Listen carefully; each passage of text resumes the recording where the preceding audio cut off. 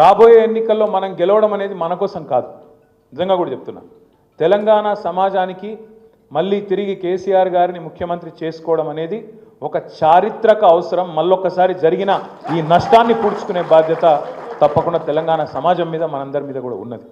తెలంగాణ సమాజం అంటే అన్నదమ్ములు మనోళ్ళు బయట వాళ్ళు చూసుకుంటారు, మాకేందని మనం ఇంట్లో అంటే కష్టమవుతుంది.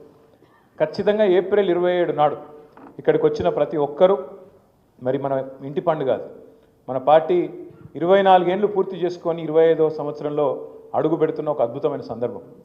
ఈ రాష్ట్రంలో అంటే తెలంగాణ అయినాక తెలంగాణలో ఇదివరకు ఉమ్మడి ఆంధ్రప్రదేశ్లో స్వాతంత్రం వచ్చిన 78 సంవత్సరాల్లో ఎన్నో రాజకీయ పార్టీలు పుట్టినాయి, ఎన్నో పోయినాయి. కానీ విజయవంతంగా నిలదొక్కున్నాయి కేవలం 2 పార్టీలు. ఒకటి ఆనాడు స్వర్గీయ ఎన్టీ రామారావు గారు స్థాపించిన తెలుగుదేశం పార్టీ ఒకటైతే, రెండవది మరి తెలంగాణ ఆత్మగౌరవాన్ని ఆకాశ స్థాయికి తీసుకుపోయి స్వరాష్ట్రాన్ని సాధించిన గులాబీ జెండా మన నాయకుడు కేసీఆర్ గారి నాయకత్వంలో రెండోది. ఈ రికార్డు ఎవరు చేర్పలేరు.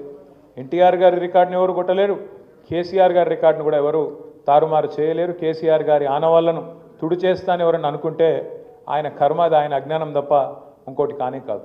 మనకు రేవంత్ రెడ్డినో ఇంకొకరినో తిట్టాల్సిన అవసరం లేదు. మనం అనవసరంగా వాళ్ళ మీద నోరు వారేసుకొని మన నోరు ఖరాబ్ చేసుకుని అక్కర కూడా లేదు. మనం చేయాల్సిందల్లా ఒకటే, నిజంగా తెలంగాణ ప్రజలకు ఎవరైతే మేలు జరుగుతుంది, ఎవరైతే తెలంగాణ రైతుకు మేలవుతుంది, ఎవరైతే తెలంగాణలో ఉన్న యువతకు మేలవుతుంది, ఎవలకు తెలంగాణ మీద ఎక్కువ ప్రేమ ఉంటుంది, ఈ చర్చ మనం గల్లీ గల్లీలో పెట్టాలి.